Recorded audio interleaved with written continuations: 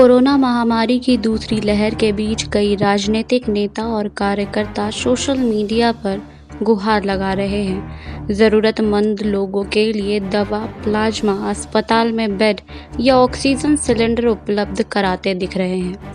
लेकिन जहां राष्ट्रीय राजधानी दिल्ली में ज़रूरी दवाओं की किल्लत, जमाखोरी और कालाबाजारी को लेकर एक विकट स्थिति सामने आ गई है, वहीं यह सवाल भी उठ खड़ा हुआ है कि कुछ राजनेता कैसे इन दवाओं को भारी मात्रा में जुटाकर लोगों को बांट पा रहे हैं। इस मसले पर 4 मई को दिल्ली हाई कोर्ट में एक जनहित याचिका में जवाब में अदालत ने दिल्ली पुलिस को एक स्टेटस रिपोर्ट सौंपने का आदेश दिया था। वहीं 17 मई को अदालत ने दिल्ली पुलिस की खिंचाई करते हुए कहा था कि स्टेट्स रिपोर्ट साफ नहीं है और उसे पढ़कर ये लगता है कि पुलिस को सच्चाई सामने लाने में कोई दिलचस्पी नहीं है। अपनी स्टेट्स रिपोर्ट में पुलिस ने अदालत को बताया था कि उसने 9 राजनेताओं के बयान दर्ज किए हैं और पाया कि उन्होंने स्वेच्छा से और बिना किसी भेदभाव के लोगों की मदद की थी। पुलिस ने यह भी कहा था कि यह मदद निःशुल्क दी गई है और किसी के साथ कोई धोखाधड़ी नहीं हुई है। साथ ही दिल्ली पुलिस ने अदालत से यह भी कहा कि जांच अधिकारी को मामले की जांच पूरी करने के लिए कुछ और समय चाहिए। इसके लिए उसने अदालत से 6 हफ्ते का समय मांगा।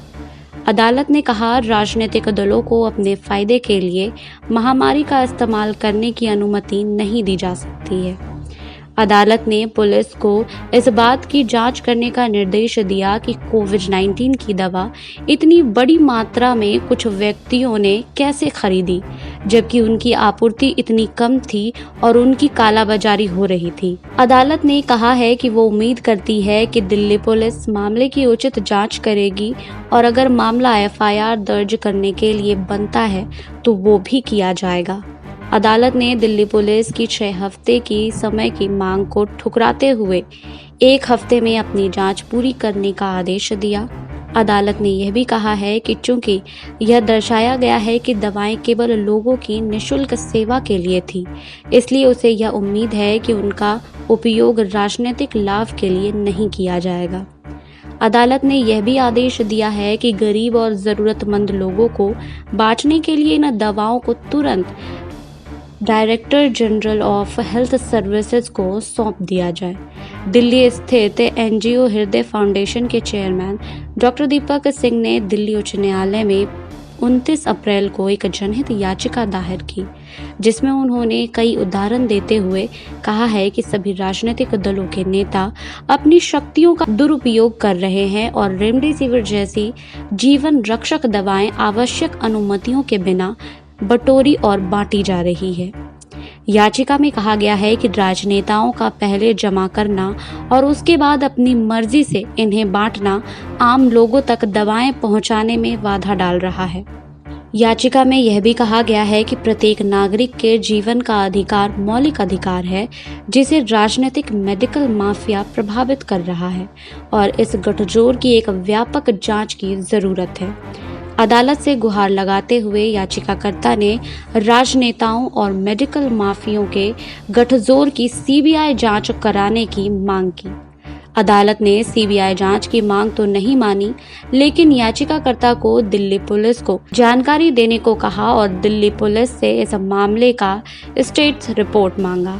वहीं दिल्ली पुलिस इस मामले में अब तक 9 राजनेताओं के बयान दर्ज कर चुकी है, जिसमें BJP सांसद गौतम गंभीर, यूथ कांग्रेस के अध्यक्ष श्रीनिवास बेदी, दिल्ली प्रदेश कांग्रेस समिति के अध्यक्ष अनिल कुमार चौधरी, कांग्रेस के पूर्व विधायक मुकेश शर्मा, BJP प्रवक्ता हरीश खुराना, आम आदमी पार्टी के विधायक दिलीप पांडे, दिल्ली प्रदेश कांग्रेस के उपाध्यक्ष अली मेहंदी, कांग्रेस के ब्लॉक अध्यक्ष अशोक बघेल और बिजनौर के पूर्व सांसद शाहिद सिद्दीकी शामिल है। इन सभी लोगों ने अपने बयानों में कहा है कि वे केवल लोगों की मदद कर रहे थे और उन्होंने किसी भी मदद के लिए कोई शुल्क नहीं लिया है।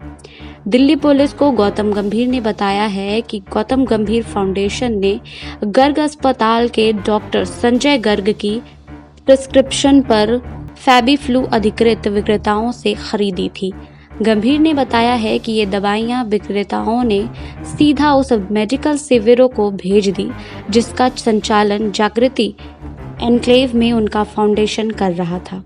इस शिविर का संचालन 22 अप्रैल से 7 मई तक किया गया, जिसमें कोविड संक्रमित लोगों का इलाज किया जा रहा था और दवाइयां सीधे डॉक्टर मनीष को भेजी गई थी जो शिविर में लोगों को देख रहे थे। गंभीर ने यह भी कहा है कि इस कैंप के दौरान 2343 फैबीफ्लू गोलियां कोविड संक्रमित लोगों के परिजनों को डॉक्टर के प्रिस्क्रिप्शन दिखाने पर मुफ्त बांटी गई और बाकी बची 285 गोलियां डॉक्टर मनीष के पास है। गंभीर ने यह भी कहा है कि अभूतपूर्व स्थितियों के लिए अभूतपूर्व उपायों की जरूरत होती है और एक जनप्रतिनिधि होने के नाते महामारी के दौरान लोगों की मदद करना उनका फर्ज है। इस तरह यूथ कांग्रेस के अध्यक्ष श्रीनिवास बीवी ने अपने जवाब में दिल्ली पुलिस से कहा कि महामारी के वक्त वो केवल जरूरतमंद और गरीब लोगों को मदद पहुंचाने के उद्देश्य से ये काम निस्वार्थ भाव से कर रहे हैं। उन्होंने यह भी कहा है कि लोगों की मदद निःशुल्क की जा रही है और किसी किस्म का लेन देन नहीं हुआ है। श्रीनिवास ने कहा है कि उनके पास मुख्यतः ऑक्सीजन, अस्पताल बेड और कोविड मरीजों के लिए प्लाज्मा जुटाने की कॉल्स आई है और उन्होंने अपनी टीम के साथ मिलकर इन चीज़ों का निःशुल्क प्रबंध करने की कोशिश की है।